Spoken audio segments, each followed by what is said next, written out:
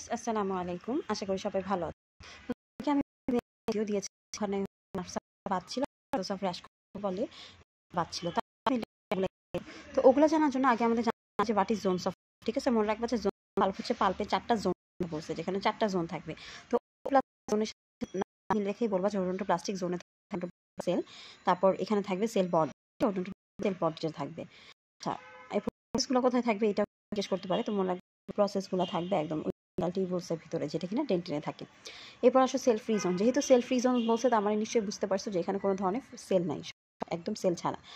যদি না থাকে তাহলে এখানে থাকবে প্লেক্সাস অফ র্যাশকো, অ্যান্ড এখানে থাকবে ক্যাপিলারি নেটওয়ার্ক আর গ্রাউন্ড সাবস্টেন্স, ঠিক আছে?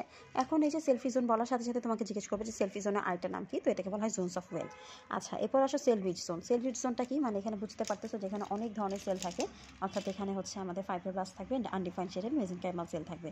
এরপর যদি বলে পাল্প কোর, পাল্প কোর কোনটা একদম পাল্পের সেন্টারে থাকে, একদম ভিতরে থাকে, ওখানে একটা জিনিস থাকবে major blood vessel, nerve, lymphatics and fibroblast. ঠিক আছে, তো হচ্ছে আমাদের জোনস অফ 4টা জোন। ওকে, এখন চলো আমরা নার্ভ সাপ্লাইয়ে যাই। তো নার্ভ সাপ্লাই যাওয়ার আগে একটু বলি যে র্যাশকোটা কি। প্রায় ভাইভাতে জিজ্ঞেস করে কিন্তু আসে।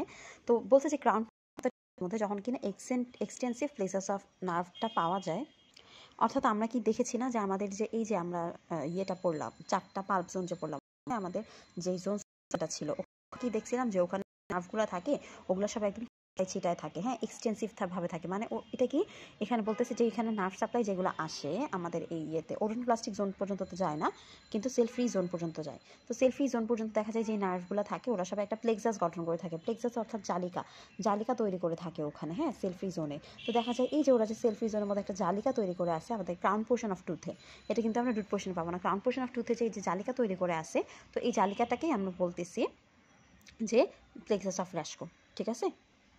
তো এটা আমরা কোথায় পাচ্ছি? Just below the odontoblast sell.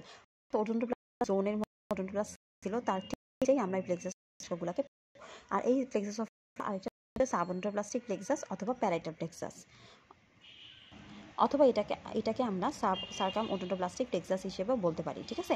এখন একটা জিনিস মনে রাখো, সাব ওডোন্টোপ্লাস্টিক প্লেক্সাস বলছে, সাব মানে কি নিচে, তো যেহেতু এটা ওডোন্টোপ্লাস্টিক জোনের প্লেক্সাস, বলতে কোনো কিছু একদম ঘিরে আসে এরকম বুঝাইতেছে, তার পেরিফেরিতে আসে, যেহেতু এটা ওডোন্টোপ্লাস্ট নিচের দিকে আসে, এই জন্য এটাকে আমি ওডোন্টোপ্লাস্টিক প্লেক্সাস বলতেছি। ওকে, প্যারাইটাল প্লেক্সাস বুঝলাই করে থাকে, বুঝছো তো যে প্লেক্সাস অফ র্যাশকোটা কি?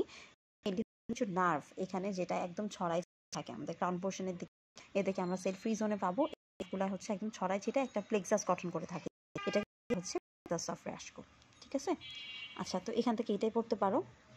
তারপর যদি বলো যে এটা ফর্মেশনটা কি, তাহলে এই সেকেন্ডটা বলতে পারো যে নার্ভ ফাইবারগুলো আস্তে আস্তে ডিভাইডেড হয়ে যায়, অ্যান্ড পরবর্তীতে তারা আবার পুনরায় ডিভাইড হয়ে কিছু স্মল ব্রাঞ্চেস তৈরি করে, অ্যান্ড ওখান থেকেই তারা একটা জালিকা গঠন করে থাকে, ঠিক আছে? তারপরে উপরের লাইনটা কি বলছে দেখো, যে most of the nerve fibres that enter pulp are myelinated, মানে যেসব নার্ভ ফাইবার কিন্তু বেশিরভাগ নার্ভ ফাইবার যেগুলো আমাদের পাল্পের মধ্যে ইন্টার করতেছে তারা মায়োলিনেটেড অবস্থায় থাকে। তারপর বলছে যে লাস্টের দিকে দেখা যায় তারা তাদের মায়োলিন শিটটাকে লস্ট করে ফেলে, অ্যান্ড হচ্ছে একটা রিচ প্লেক্সাস তৈরি করে, এই সাবওডোন্টোপ্লাস্টিক সেল ফ্রি, ঠিক আছে? এরপরে আসো নার্ভ সাপ্লাই কি। পাল্পের নার্ভ সাপ্লাই যদি বলে তাহলে মনে রাখবা যে পাল্পের মধ্যে নার্ভ সাপ্লাই দেয় হচ্ছে দুইটা জিনিস, একটা হচ্ছে ফিফথ সার্ভাইকাল গ্যাংলিয়ন আর সুপিরিয়র সার্ভাইকাল গ্যাংলিয়ন, ঠিক আছে? ফিফথ সার্ভাইকাল নার্ভ নার্ভ আর হচ্ছে থাকবে সুপিরিয়র সার্ভাইকাল গ্যাংলিয়ন।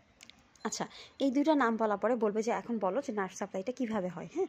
তো তখন এটা মনে রাখবা যে আমাদের যে পাল্পের এপিক্যাল ফোরামেন আছে, এপিক্যাল ফোরামেন তো চিনো তাই না? রুটগুলো একদম নিচে যেখানে গিয়ে শেষ হয়, ওখানে অ্যাপেক্সের দিকে ছোটো দুটো ফোরামেন থাকে, এগুলোই হচ্ছে এপিক্যাল ফোরামেন।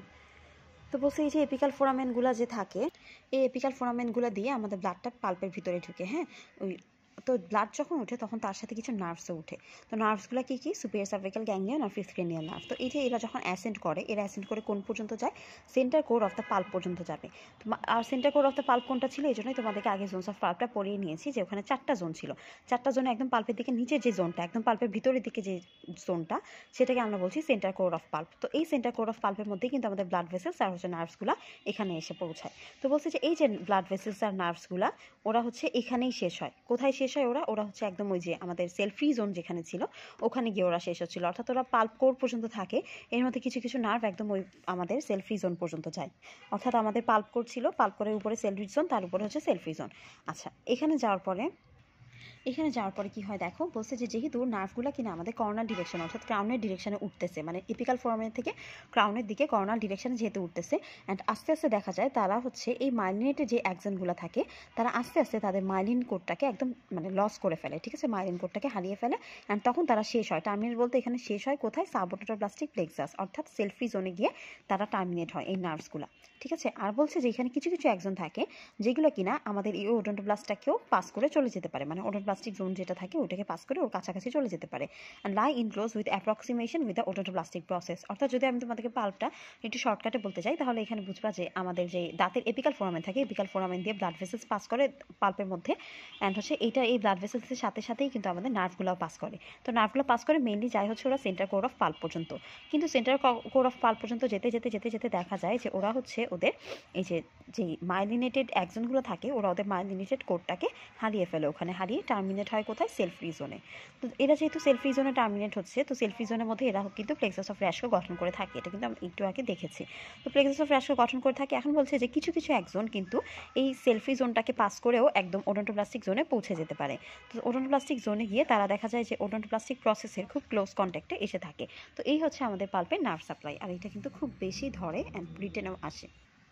এরপরে আসো পাল্পের যদি না ব্লাড সাপ্লাইটা একটু পড়তে চাও তাহলে পড়ে দেখতে পারো যে পাল্পের মেনলি ব্লাড সাপ্লাই দেয় superior and inferior alveolar artery. তো এরা কোথা থেকে আসতেছে, এরা এপিক্যাল ফোরামেন দিয়ে তো আসতেছে, একই সাথে দেখা যায় আশেপাশে যে অ্যাক্সেসরি ফোরামেনগুলো থাকে ওখান দিয়েও কিন্তু এই দুইটা আর্টারি উঠে, ঠিক আছে।